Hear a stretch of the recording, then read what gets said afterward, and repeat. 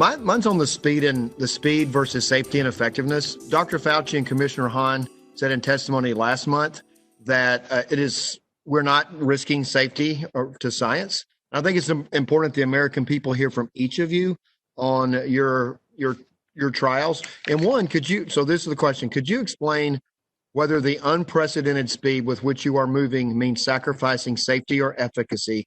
And what specifically is your company doing to ensure safety and efficacy of your vaccine?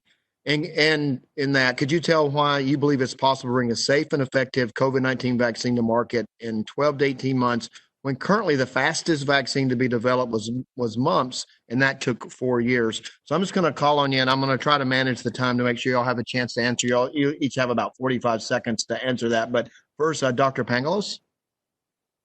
Thank you very much for what's a very important question. So in short, I do believe we can do this in terms of delivering both a safe and efficacious vaccine. These are unprecedented times in terms of how we're interacting with regulatory authorities all around the world, including the US FDA, but also how our people are working in terms of 24/7 work. All of our interactions, I think, have been consistent with having to demonstrate a safe and effective vaccine. I don't think any of the regulatory bodies that we've interacted with are lowering their standards. And by the end of our pivotal studies, we will have dosed nearly 50,000 people. So that will be, I think, a very significant number and comparable to any of the vaccines that have been approved in recent times.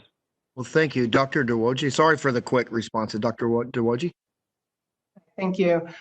We do also believe it's possible to deliver a safe and effective vaccine. We have experience with the accelerated programs as we've developed the Ebola vaccine. A lot needs to be done in parallel, but it can be done safely and without compromising any of the standards that we usually undertake for any clinical trial.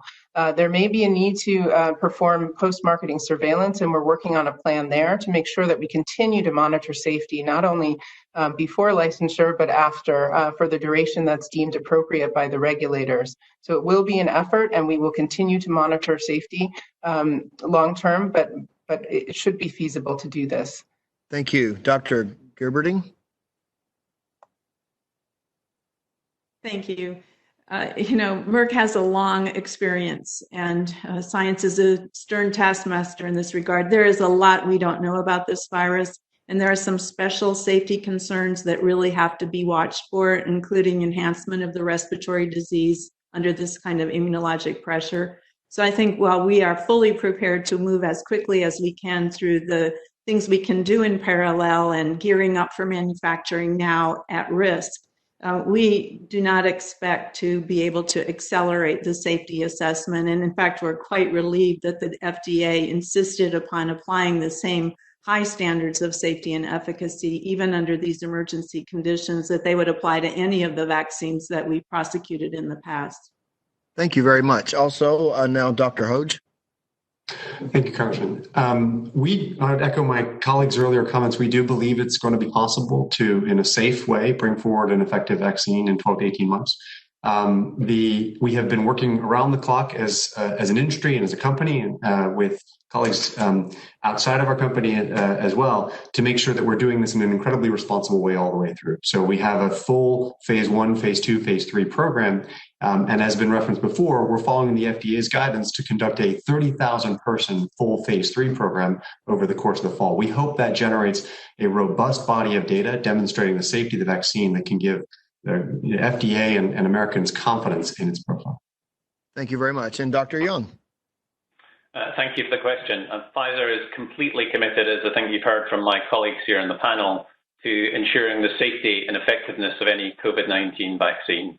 In answer to your question about how we were able to move quickly, we were actually in a fortunate position. We were able to leverage a couple of years worth of basic science that we did along with our partners BioNTech for seasonal flu and to apply those learnings to our vaccine platform for COVID-19.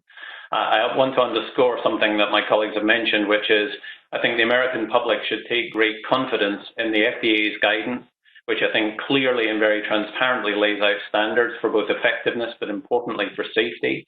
And I think we're very happy to see those clear guidances and the high standards that they're going to expect for all of our companies to demonstrate in our clinical trials in order for any vaccine candidate to be approved. So good. So you're all saying there will not be a vaccine on the marketplace that does not meet the high standards of safe and effectiveness, regardless of the timing. So thank you very much. My time has expired, and that's very comforting to hear.